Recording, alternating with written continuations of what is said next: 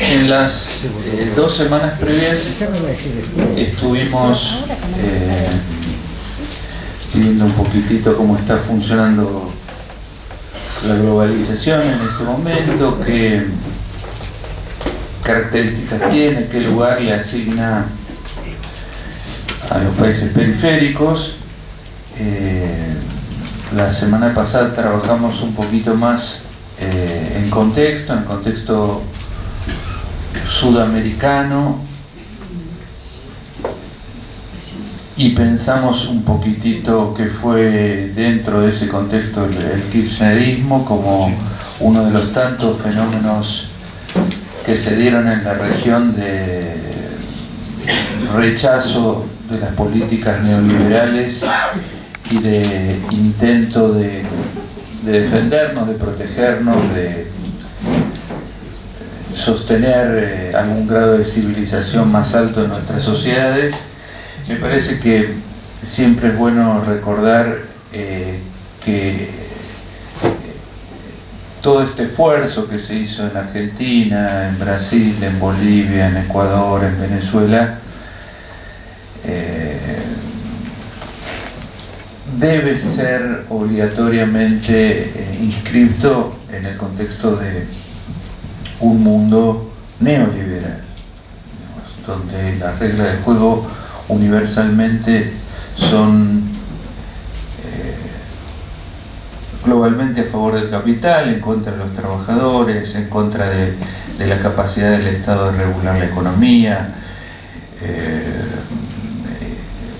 Mencionamos en la primera reunión las características de los nuevos tratados que se están tratando de impulsar en este momento, el Tratado Transpacífico, el Tratado entre Europa y Estados Unidos. Son tratados donde francamente la potestad de las corporaciones sobre los estados se consagran aún más.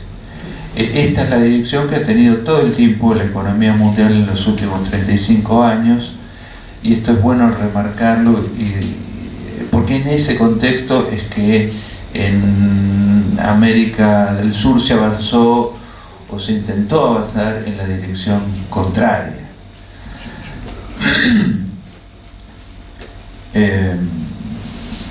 No es correcto en ese sentido comparar nuestra región con un escenario estable, sino que hay que comparar lo que se logró en América Latina con un escenario global de retroceso de derechos, de retroceso de nivel de vida, de retroceso de condiciones de trabajo, de retroceso del estado de bienestar a nivel global. Entonces es importante, ahí digamos, uno a veces se encuentra con gente que tiene la crítica fácil, y no es que no hay que criticar, hay que criticar, pero a veces se critica sin contextualizar, y eso para un continente como el nuestro, que es básicamente subdesarrollado, que tiene un montón de problemas y donde el resto del planeta no es precisamente solidario con ese estado y no lo ayuda a avanzar, sino todo lo contrario. En ese contexto me parece que hay que jugar los méritos de nuestras políticas regionales, que insisto, fueron algunas más audaces, unas menos audaces. Yo en general señalé que para los norteamericanos el modelo chileno, el modelo brasileño y el modelo uruguayo son modelos buenos. Y no casualmente nuestro López Murphy decía que él no estaba tan en contra de esos modelos progresistas de América Latina, y si López Murphy dice que le gustan esos modelos, tenemos que ponernos a pensar un poquito qué está diciendo. Es difícil que uno y López Murphy estén en el mismo lugar, y si López Murphy dice qué bueno que es el modelo progresista chileno, qué bueno que es lo que está haciendo el Partido de los Trabajadores en Brasil, qué bueno es lo que está haciendo el Frente Amplio en Uruguay, donde comen la mitad de carne de lo que comemos en Argentina, algo tenemos que ver con mirada crítica nosotros. Ni que hablar que en el terreno de la política internacional es claro que hemos estado parados en un lugar claramente más progresista que Chile y que Uruguay, y Brasil bajo la gestión Lula fue una cosa, bajo la gestión Dilma lamentablemente empezó a retroceder cada vez más y se puso a tiro de golpe. Bueno, hoy lo que vamos a hacer va a ser conversar un poquito sobre esta nueva experiencia neoliberal argentina. Yo debo decir dos cosas, no es el propósito de esta charla y por lo tanto no me voy a meter en esto. Sí necesito decirles que desde mi punto de vista el año previo a las elecciones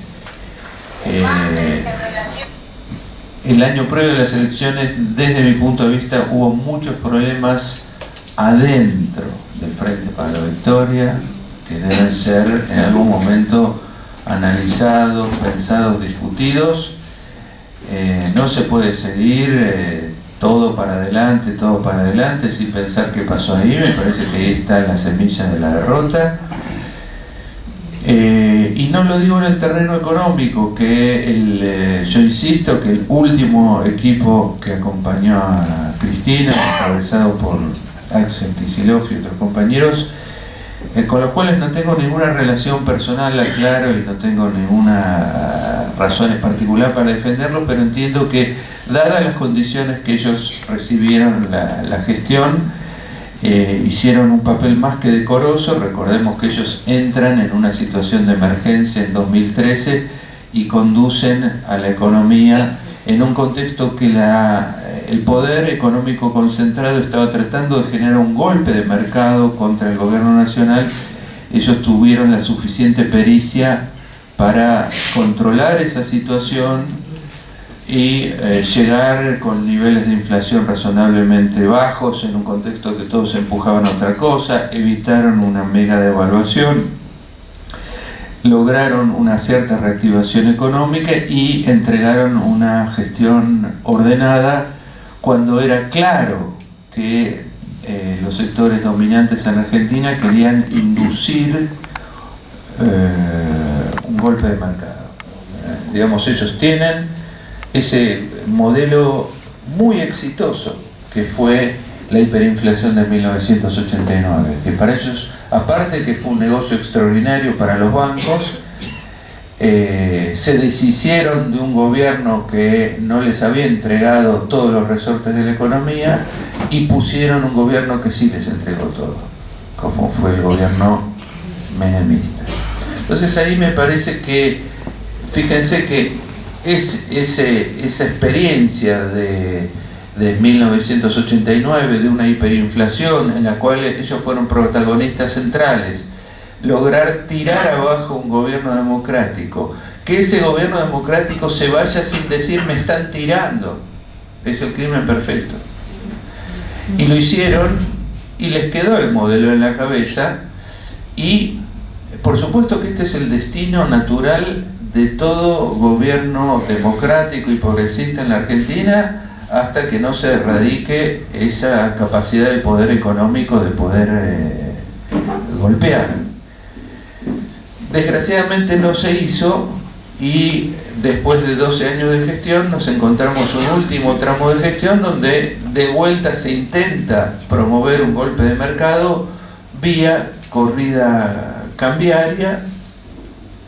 Eso estaba llamado a detonar un incremento violento de los precios. Eso iba a provocar un golpe sobre la base social kirchnerista y sobre todo sobre la base más popular del kirchnerismo, y la idea era que eso terminara de arrasar al kirchnerismo dentro del gobierno kirchnerista, para que vinieran los neoliberales y dijeran miren el desastre, miren la catástrofe, a dónde nos han llevado las políticas populistas, bla bla bla bla bla bla bla. Pero no pasó. no pasó. No pasó. A la cabeza estaba Aranguren. Aranguren fue uno de los golpistas económicos, claramente, que fue premiado, por supuesto. Digo, ahí hay un tema muy interesante. Ahora vamos a meternos un poquito con algunas cosas que dice Aldo Ferrer. Pero en el caso de Aranguren hay un tema muy interesante porque yo creo que es mucho más allá de un ministro nefasto. Es mucho más allá que eso. Ahora, vuelvo al punto que yo quería señalar. El gobierno kirchnerista, que acumuló una serie de errores a lo largo de la gestión, pero que sin embargo no fueron errores catastróficos, que debían ser resueltos razonablemente. Había varias cosas que no estaban bien y que había que enmendar, corregir, poner en marcha, etcétera, etcétera, y otras insuficiencias que no se mencionan habitualmente, pero que tienen que ver, y el otro día lo escuché a Augusto Costa y me alegró mucho escucharlo, que él planteaba que el equipo económico hubiera querido profundizar mucho más el proceso de industrialización, y que no pudieron controlar a los monopolios y a los oligopolios que manejan la comercialización en la Argentina. Muy bien, esa es una crítica o una autocrítica progresista, no la crítica de la inflación y qué sé yo, y queremos comprar dólares. No, esa no es la autocrítica que se tiene que hacer un gobierno progresista. Pero evidentemente hubo muchas fallas que yo las englobo en la idea de que hay que tener una mirada estratégica más profunda. No hay que ser cortoplacista, hay que tener una noción histórica, por un lado, tener una lectura del pasado económico, y hay que tener unas cuantas ideas estratégicas cuando uno llega a la gestión gubernamental. Lo cierto es que este deseo, que es político y económico, de la cúspide del poder económico, que era que la crisis se produzca durante el kirchnerismo, que lo arrase, que más allá de si termina antes o no termina antes el mandato de Cristina, lo importante es que la tromba del desastre económico se lo lleve puesto, para que aparezca el neoliberalismo de vuelta a poner orden y a salvar a la Argentina, como hicieron con el menemismo en el año 1989-1990. Bueno, eso no pasó. Y este es un dato muy importante porque cuando un gobierno popular termina en una situación de crisis, le abre las puertas a que la derecha enchufe todo su programa económico, que no tiene nada que ver con solucionar los problemas anteriores, sino que tienen un programa económico que es y que tiene que ver sustancialmente con aumentar la tasa de ganancia. No tiene nada que ver con resolver ningún problema económico en serio de la Argentina. Sino se agarran, se toman de la crisis y de los problemas que... Digo, cuando uno estudia la política económica de Martínez de Oz, se pasó los 5 años diciendo que combatía la inflación y lo que iba haciendo mientras tanto era destruir la economía industrial previa, que era lo que le importaba en serio. El verso era la lucha contra la inflación, y para eso cada vez hacían más cosas y más profundas y más tremendas.